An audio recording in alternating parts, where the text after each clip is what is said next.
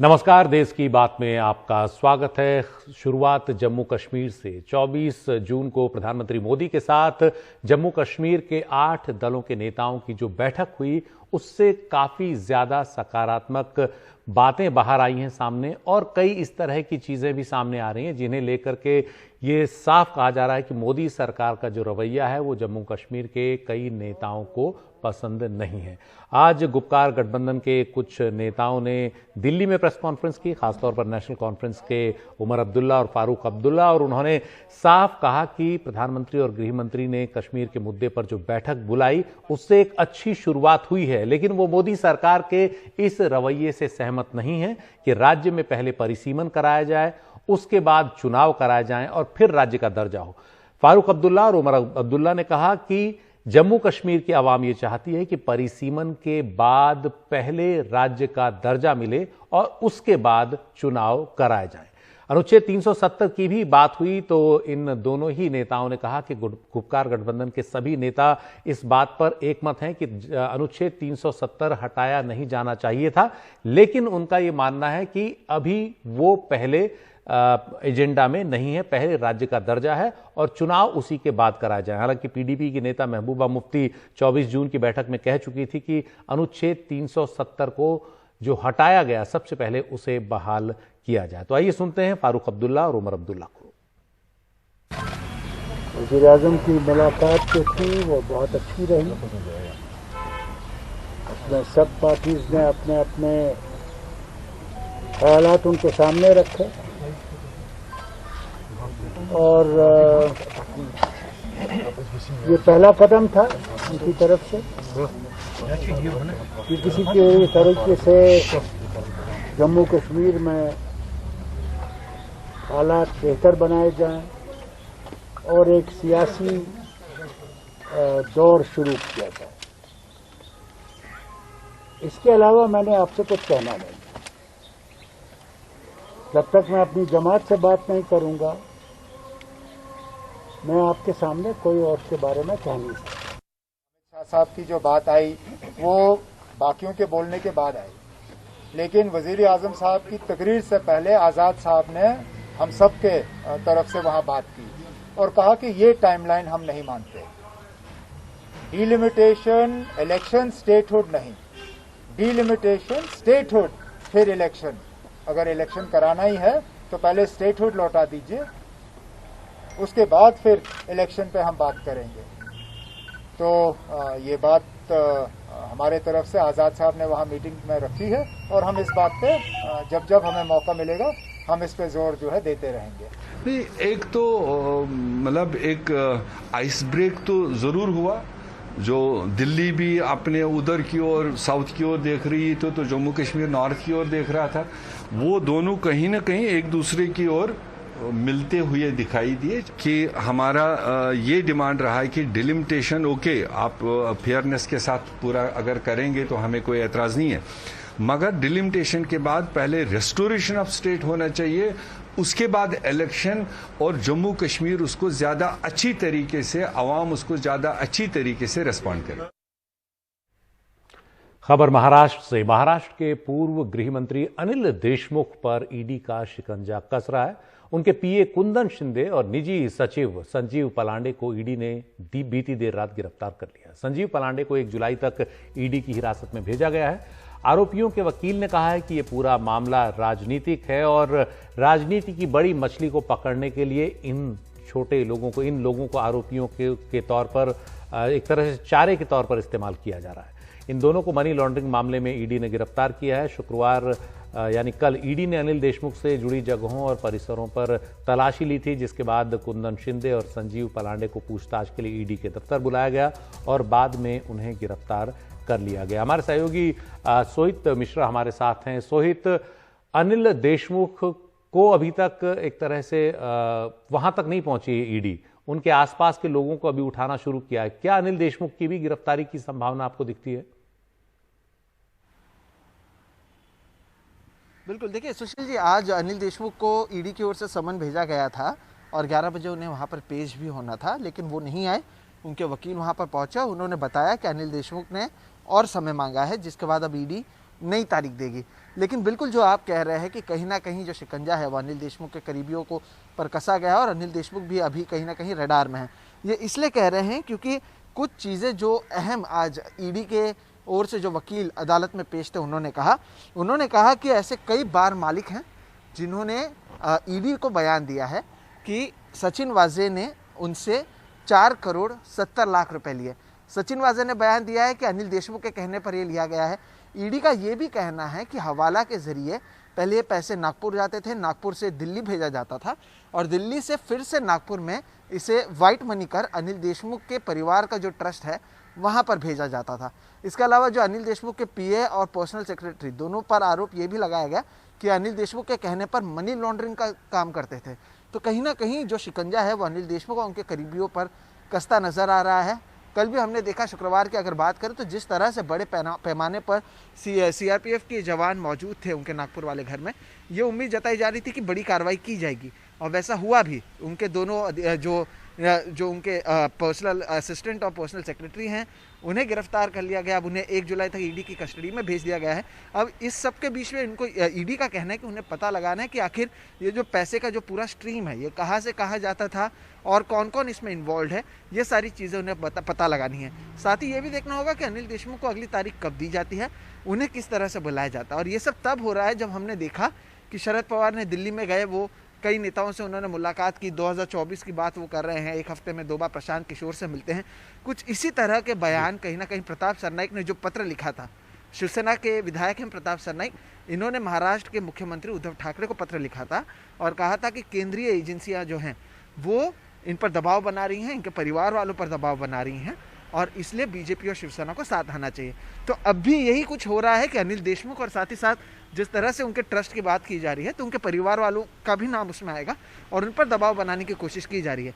महाविकास आघाड़ी का कहना है कि यह बदले की राजनीति है, केंद्र की ओर से राजनीति की जा रही है। तो वही ईडी कह रहा है कि सीबीआई के बाद जब उनके पास ये मामला है वो इसकी जाँच कर रहे हैं, लेकिन अनिल देशमुख के लिए आने वाले दिनों में परेशानियाँ बढ़ेंगी। जी शुक्रिया सोहित इस जानकारी के लिए। महाराष्ट्र की ही अगली खबर, आज बीजेपी पूरे राज्य में चक्का जाम कर रही है, प्रदर्शन कर रही है और बीजेपी की मांग है कि स्थानीय निकाय चुनाव में ओबीसी को आरक्षण दिया जाए। उनका आरोप है कि ओबीसी समाज के लिए राजनीतिक आरक्षण बचाने में महाराष्ट्र की महाविकास आघाड़ी सरकार नाकाम रही है और उसी के खिलाफ बीजेपी ने आज ये विरोध प्रदर्शन किया। मुंबई में भी बीजेपी के कई नेताओं को हिरासत में लिया गया। उधर नागपुर में बीजेपी नेता और पूर्व मुख्यमंत्री भी हिरासत में लिए गए और ये आप देख सकते हैं तस्वीरें, कई जगहों पर बीजेपी के कार्यकर्ताओं की पुलिस के साथ धक्का मुक्की भी हुई, खींचतान भी हुई। मुंबई से ज्यादा जानकारी दे रहे हैं हमारे सहयोगी सोहित मिश्रा। महाराष्ट्र में स्थानीय निकाय चुनाव में ओबीसी आरक्षण को रद्द किए जाने के विरोध में जो बीजेपी है उनकी ओर से पूरे महाराष्ट्र के कई जगहों पर चक्का जाम का काम किया जा रहा है। ये फिलहाल मुंबई और ठाणे के बीच में जो मुलुंड चेक नाका है, ये वहाँ का इलाका है जहाँ पर आप देख सकते हैं कि लोगों ने चक्का जाम करने की कोशिश की है और उसके बीच में ही अब पुलिस जो है इन लोगों को वहाँ से निकाल कर लेके जाने का काम कर रही है। दरअसल इसके बारे में पहले ही ये तय कर लिया गया था और गुरुवार को जो बीजेपी की कार्यकारिणी की बैठक हुई थी उसमें पूर्व मुख्यमंत्री देवेंद्र फडणवीस ने भी कहा था कि अगर प्रस्तावित 5 जिला परिषद जो अब एक चुनाव आने वाला है और पंचायत समिति की चुनाव आने वाली है उसे आगे नहीं धकेला गया और अगर वहां पर ओबीसी आरक्षण नहीं दिया गया तो उसका विरोध बीजेपी की ओर से किया जाएगा। और इसलिए आप देखेंगे कि लोगों को जो है आरक्षण का जो चक्का जाम बीजेपी की ओर से की जा रही है वो इस तरह के 1000 जगहों पर चक्का जाम मुंबई के और महाराष्ट्र के अलग अलग जगहों पर की जा रही है और उसके विरोध में ही यहाँ पर आप देख सकते हैं आशीष शेलार भी मौजूद हैं, मनोज कोटक भी मौजूद हैं यहाँ पर। हम उनसे बात करते हैं। आशीष शेलार जी, आशीष शेलार जी से हालांकि आप देख सकते हैं कि भीड़ बहुत ज़्यादा है लेकिन आशीष शेलार से बात करने की कोशिश की जाएगी। शेलार सर, क्या मांग है आप लोग प्रदर्शन कर रहे हैं, अलग अलग जगहों पर प्रदर्शन हो रहे हैं। ओबीसी समाज को राजकीय आरक्षण जो है वो ठाकरे सरकार का पाप है, उसके कारण चला गया। जब तक समाज को आरक्षण नहीं मिलेगा हम इस आंदोलन को चिंगारी के रूप में और तेज करेंगे। क्या क्या मांग कर रहे हैं आप लोग? मांग क्या क्या कर रहे हैं? हम मांग क्या कर रहे हैं? मांग डिमांड्स क्या? ओबीसी समाज को राजकीय आरक्षण मिलना चाहिए, यही हमारी डिमांड है। बिल्कुल, तो कहीं ना कहीं ओबीसी आरक्षण मिलना चाहिए, उसकी मांग करते हुए ये बीजेपी विधायक आशीष शेलार हैं। आप देख सकते हैं कि उन्हें अब लेके जाया जा रहा है और वो अब यहाँ से जाती हुई नजर आ रही है। Sorry ma'am. तो पुलिस बड़े पैमाने पर मौजूद है, बीजेपी के कार्यकर्ताओं को हटाया जा रहा है और यहाँ पे आप देखेंगे जो पीछे गाड़ियाँ हैं वो रुक गई है और कहीं ना कहीं आने वाले अलग अलग चुनाव हैं, वो नगर निकाय चुनाव हैं, स्थानीय चुनाव होने वाले हैं, अगले साल बीएमसी चुनाव भी होने वाला है। उससे पहले बीजेपी अपने आप को यहाँ पर एक्टिव करते हुए नजर आ रही है। मुंबई से कैमरा पर्सन प्रवीण जिरोहित के साथ सुमित मिश्रा, एनडीटीवी इंडिया।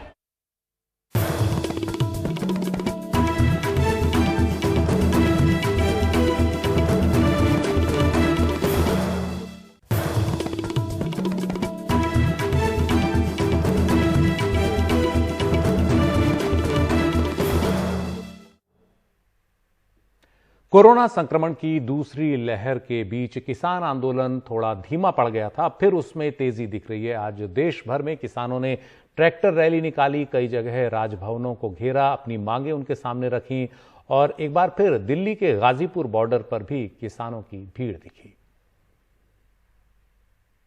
और आपको बता दें, सरकार के जो कृषि कानून हैं उनके खिलाफ किसान सड़कों पर फिर से बड़े पैमाने पर उतरने की योजना बना रहे हैं।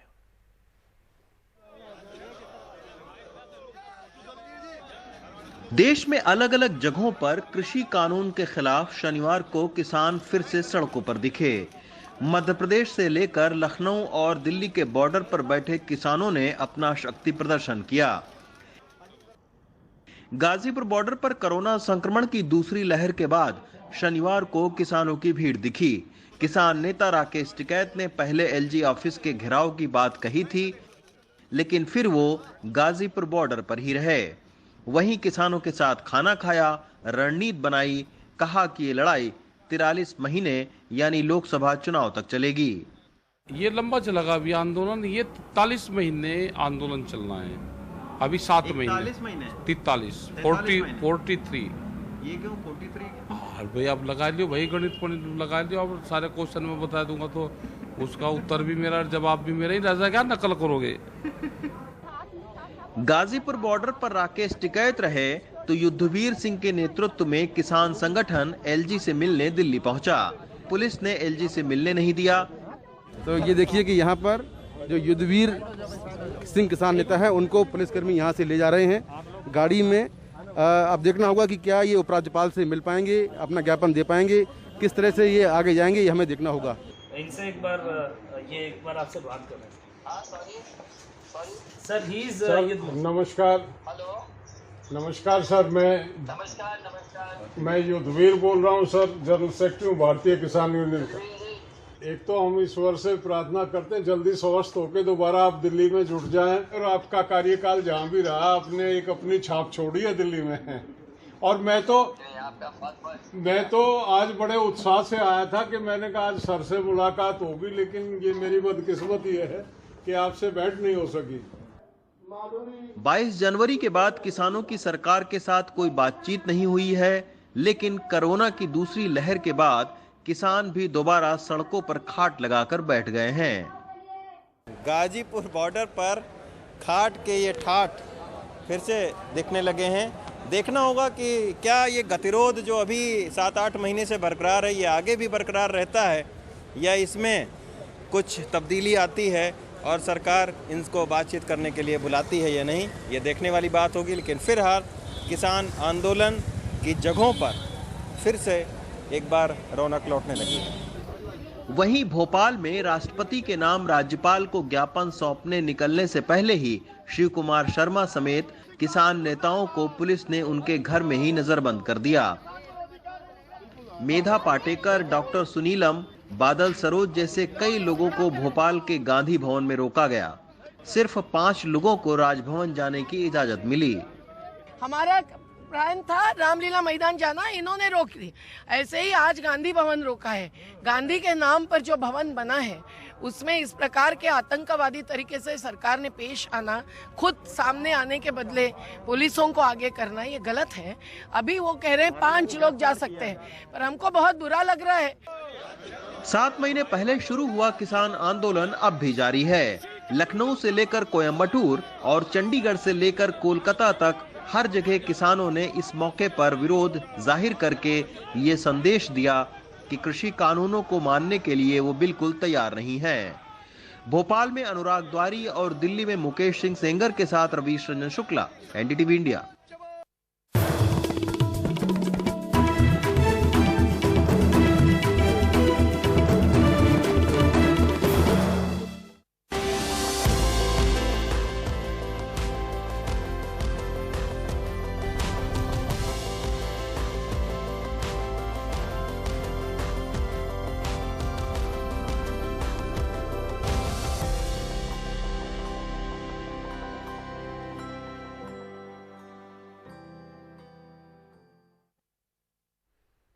नमस्कार, मैं हूं ताबिश हुसैन। कोरोना के बारे में आपको और जागरूक करने के लिए हम गूगल के साथ लेकर आए हैं खास मुहिम वैक्सीनेट इंडिया।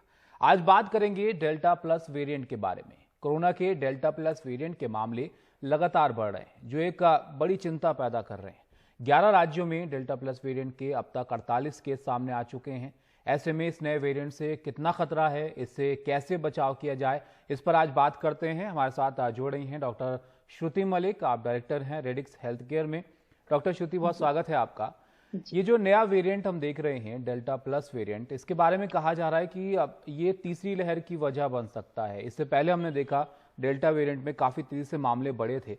अब इस वेरिएंट के बारे में आप बताइए, अब ये कितना बड़ा खतरा है और इसके बारे में क्या जानकारी हमारे पास अब है? देखिए ताबिश जी, वायरस के बारे में मैं बता दूं कि वायरस अपना रूप प्रतिरूप जो है वो लगातार बदलता रहता है। अगर हम डेल्टा प्लस वेरिएंट की बात करें तो WHO ने भी इसको वेरिएंट ऑफ कंसर्न बोला है, यानी ऑब्वियसली ये बहुत गंभीर और चिंता का विषय है। बट ये क्यों है, इस पे ये देखा गया है 3 चीजें सबसे ज्यादा पाई जा रही हैं। एक तो कि इसका जो ट्रांसमिशन रेट है वो बहुत तेजी से है। दूसरी चीज, ये वायरस बहुत अग्रेसिव है। और थर्ड चीज ये है कि हमारी जो मोनोक्लोनल एंटीबॉडीज है, यानी जो कॉकटेल रिजीम है हमारी, उसके अगेंस्ट ये वायरस बहुत ज्यादा रेजिस्टेंट है। तो ये तीनों चीजों की वजह से ये बहुत तेजी से बढ़ रहा है और इसका ट्रांसमिशन रेट जो है इतना ज्यादा होने की वजह से ये चिंता का विषय बना हुआ है। जैसा कि आपने अभी बताया कि 11 राज्यों में भी ये केसेस पाए जा रहे हैं। हमारे लिए सबसे ज्यादा जानना ये जरूरी है कि हम अब इस वेरिएंट से कैसे अपने आप को बचा के रखें और इस वेरिएंट के ऐसे क्या लक्षण है जो पिछले डेल्टा वेरिएंट से जो है वो अलग है। तो इन केसेस में जो अभी तक पाया गया है, क्योंकि अभी भी इस पे शोध चल रहा है, स्टडीज चल रही हैं और इवन एपिडेमियोलॉजिस्ट जीनोमिक सर्वेस कर रहे हैं, बट सबसे ज्यादा देखा गया कि इसमें सरदर्द जो है वो मरीज को काफी होता है, गले में खराश होती है, नाक बहना बहुत ज्यादा पाया जा रहा है। और अगर हम डेल्टा की बात करें, जो पिछली वेव आई थी उसमें लॉस ऑफ स्मेल और टेस्ट आया था, जो इसमें कम देखा गया है।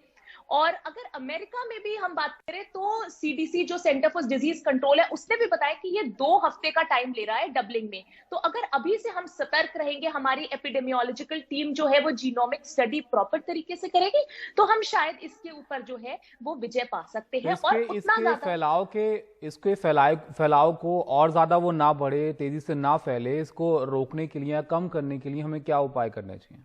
देखिए, सबसे ज्यादा हमें ये करना चाहिए कि टेस्टिंग को बढ़ाना है इस समय, क्योंकि टेस्टिंग ही हमें बता पाएगी कि कौन सा किस समय वेव बढ़ रही है। उन्हीं के नंबर्स से हमें पता चलता है कि किस तरीके से केसेस बढ़ रहे हैं। दूसरी चीज, जहां पर हमें इस तरीके के केसेस मिल रहे हैं उन क्लस्टर्स को प्रायोरिटी बेसिस पे मैं कहूंगी ताबिश जी वैक्सीनेशन लगानी चाहिए। उन एरियाज को हमें एकदम फोकस, रेजर शार्प फोकस के साथ लगाना चाहिए। और दूसरी चीज, लोगों को कोविड एप्रोप्रिएट बिहेवियर देखिए पता ही है, बट साथ में जितने भी इवेंट्स है सुपर स्प्रेडिंग, चाहे वो राजनीतिक हो, धार्मिक हो, सामाजिक हो, उनसे अपने आप को बचा के रखें। अब क्योंकि हम देख रहे हैं वायरस में बदलाव आ रहे हैं, ऐसे में हम उपाय तो लोग कर ही रहे हैं, क्या उसमें भी हमें कुछ बदलाव लाने की जरूरत है? जैसे कि 2 मास्क लगाने के लिए कहा जाता है, ताकि आप और ज्यादा सावधानी बरत सकें और ज्यादा आप बच सकें इस संक्रमण से। देखिए डबल मास्क ऑब्वियसली जो है वो बहुत ज्यादा प्रोटेक्टिव है, क्योंकि उसका जो फिल्ट्रेशन है वो ऐसा होता है कि वो जो पार्टिकल्स है उनको अंदर नहीं आने देता। तो कोविड अप्रोप्रिएट बिहेवियर को तो हमें फॉलो करना ही करना है। साथ में एक चीज और बता दूं जो सबसे इंपॉर्टेंट है कि आपका घर वेल वेंटिलेटेड होना चाहिए, यानी आपके कमरे, आपका घर जो है वो वेंटिलेशन जितनी अच्छी होगी, क्योंकि लैंसेट ने भी ये बताया कि ये वायरस एयरबॉर्न है। तो अगर हम इस चीज पे भी ध्यान रखेंगे तो हम इसके फैलाव को काफी हद तक जो है वो फैलने से रोक सकते हैं। बहुत शुक्रिया डॉक्टर श्रुति आपका हमारे साथ जुड़ने के लिए। तो बहुत ज़रूरी है कि आप सावधानी बरतिए और जितनी जल्दी हो सकता है वैक्सीन लगवा लीजिए, ताकि आप अपने आप को और अपने परिवार को इस वायरस से सुरक्षित रख सकें।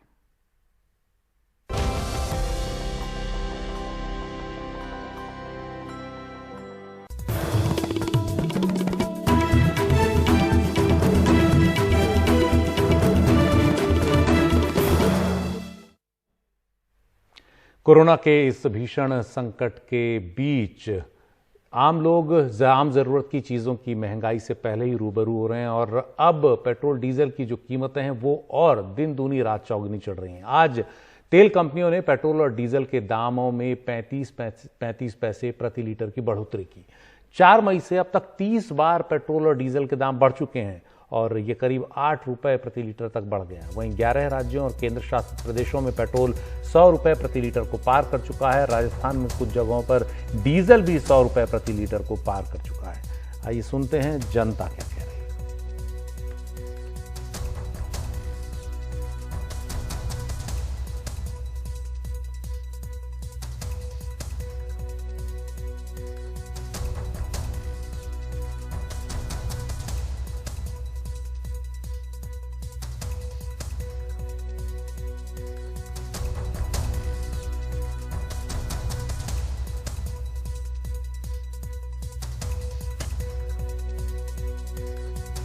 तो उतना नहीं पड़ेगा। ये तो तेल अंतर्राष्ट्रीय तेल न बढ़ता है, ये तो यहाँ सरकार नहीं बढ़ाती है, ये तो वहाँ से आता है उसी से बढ़ता है। इम्पैक्ट तो पड़ ही रहा है सर, हर चीज़ महंगा हो रहा है, इससे महंगाई बढ़ रही है, हर चीज़ बढ़ रहा है, इससे देखते हैं। अब साइकिल से चलना पड़ेगा, इतना आर्थिक स्थिति मजबूत नहीं है किसी का। ये 200 रुपये 150 रुपये पेट्रोल भरा। एक पेट्रोल है नहीं, हर चीज़ का, अरे उसके साथ वेतन भी बढ़ना चाहिए, सब कुछ बढ़ना चाहिए। आउट नहीं रहा है, आदमी सोचता है कि क्या कुछ खरीदारी करेगा, नहीं हो पा रहा है, बजट तो एकदम खत्म। पैकेट पर असर पड़ेगा, हर चीज़ में कटौती करके मेंटेन करना पड़ेगा। पेट्रोल तो हर एक आदमी जो है सो हर एक चीज़ पे जो है सो राशन है, किराना है, ये सब चीज़ है, ठीक है। सब्जी का दाम वो सही है, पेट्रोल भी वो सही है। आम आदमी तो परेशान हो ही रहा है इस सब चीज़ में। बहुत ज़्यादा बढ़ा है, सैलरी कम है, बजट ज़्यादा है। शुक्रवार को कानपुर में एक महिला ट्रैफिक के कड़े प्रतिबंधों के बीच फंस गई और समय पर अस्पताल नहीं पहुंच पाई, जिससे उनकी मौत हो गई। इस मामले में पुलिस ने अफसोस जताया है। एक दरोगा और 2 सिपाहियों को सस्पेंड कर जांच बिठा दी है। 50 साल की वंदना मिश्रा इंडियन इंडस्ट्रीज एसोसिएशन की कानपुर महिला विंग की अध्यक्ष थीं। कुछ दिन पहले ही कोरोना से उबरी थीं। शुक्रवार को घर में उनकी तबीयत दोबारा बिगड़ गई। घर वाले उन्हें अस्पताल लेकर भागे, लेकिन 3 दिन के यूपी दौरे पर पहुंचे राष्ट्रपति रामनाथ कोविंद भी उसी रास्ते से गुजरने वाले थे जिस रास्ते से वंदना मिश्रा को अस्पताल पहुंचाया जाना था। ऐसे में उनकी गाड़ी को बीच में रोक दिया गया। वंदना के पति वहां मौजूद पुलिस वालों के सामने मिन्नतें करते रहे, लेकिन राष्ट्रपति की सुरक्षा का हवाला देकर उन्हें आगे नहीं जाने दिया गया। करीब पौने घंटे तक ट्रैफिक में फंसे होने के बाद वो अस्पताल पहुंचे, जहां डॉक्टरों ने बताया कि उनकी मौत हो चुकी है। राष्ट्रपति रामनाथ कोविंद को जब इसकी जानकारी मिली तो उन्होंने अधिकारियों के जरिए अपना शोक संदेश परिवार को भेजा। कानपुर पुलिस ने भी इस मामले में अपनी गलती मानते हुए अफसोस जताया है और कानपुर के पुलिस कमिश्नर असीम अरुण ने ट्वीट कर पुलिस महकमे की गलती मानी। उन्होंने कहा कि आईआईए की अध्यक्षा बहन वंदना मिश्रा जी के निधन के लिए कानपुर नगर पुलिस और मैं व्यक्तिगत रूप से क्षमा प्रार्थी हूं। भविष्य के लिए ये बड़ा सबक है। हम प्रण करते हैं कि हमारी रूट व्यवस्था ऐसी होगी कि न्यूनतम समय के लिए रूट व्यवस्था की जाएगी ताकि ऐसी घटनाओं की पुनरावृत्ति न हो।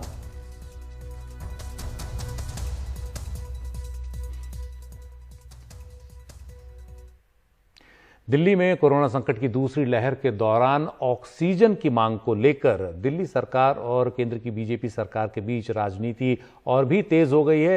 ये कहा जा रहा था कि दिल्ली सरकार ने 4 गुना ज्यादा बताई ऑक्सीजन की जरूरत, और एक रिपोर्ट के हवाले से कहा गया कि दिल्ली सरकार ने ये गलत मांग सरकार के सामने रखी। लेकिन उसी टीम के एक सदस्य, दिल्ली एम्स के निदेशक डॉक्टर रणदीप गुलेरिया का कहना है कि ये रिपोर्ट अंतरिम रिपोर्ट है, फाइनल रिपोर्ट का इंतजार करना चाहिए।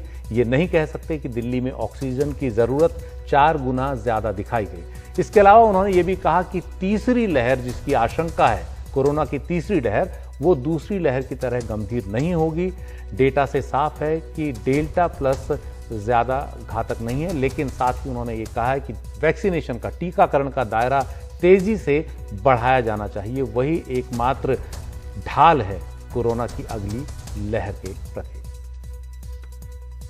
Dr. Randeep Guleria, the head of AIIMS, joins us on the broadcast. Thanks so much, Dr. Guleria, for speaking with NDTV. I have to begin by asking you about the big story that we've been tracking, which is the controversy between the centre and the AAP government. Did Delhi exaggerate the demand for oxygen in the second wave of COVID? 2 members of the 5-member audit subgroup, which was led by you, have dissented. Where do you stand? So I think the report has been submitted to the Supreme Court, and it's an interim report, so one should wait for the final report to come. But until the final report comes, it's difficult to really say one way or the other.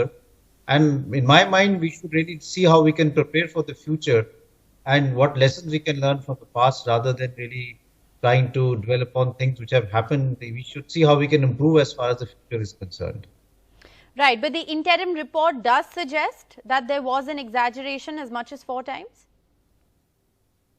I don't think we could say that. I think the issue here is basically that we need to look at what is available. It's a supply-demand issue, and we need to balance that out. Right. Doctor, the reason I'm asking you this question is because a lot has been talked about in the last 24 hours about the formula for calculation. Now, Delhi's oxygen demand was calculated on the basis of active cases, at least that's what we're hearing. Could therefore, an undercounting of the active cases, which is possible in the peak of the second wave, affect this assessment? So there can be multiple factors. This could be one, there could be other factors also. And that's why, like I said, we need to see how we can do a more reasonable evaluation and see how things can be looked at in the times to come, so that we are better prepared for coming waves. और corona के delta variant के बाद अब एक और variant है, उसका delta plus, और इसके मामले भी देश में बढ़ रहे हैं, जो बड़ी चिंता पैदा कर रहा है। सूत्रों के हवाले से खबर है कि देश में अब तक डेल्टा प्लस के 51 मामले आ चुके हैं। ये वेरिएंट जो है, इससे मध्य प्रदेश में 2 और महाराष्ट्र में 1 मरीज की मौत हो चुकी है। डेल्टा प्लस वेरिएंट के सबसे ज़्यादा 20 केस महाराष्ट्र में हैं, तमिलनाडु में 9, मध्य प्रदेश में 7, केरल में 3, पंजाब और गुजरात में 2-2 केस सामने आए हैं। ओडिशा, आंध्र प्रदेश, राजस्थान, जम्मू और कर्नाटक में इस वेरिएंट के 1-1 केस अब तक सामने आ चुके हैं।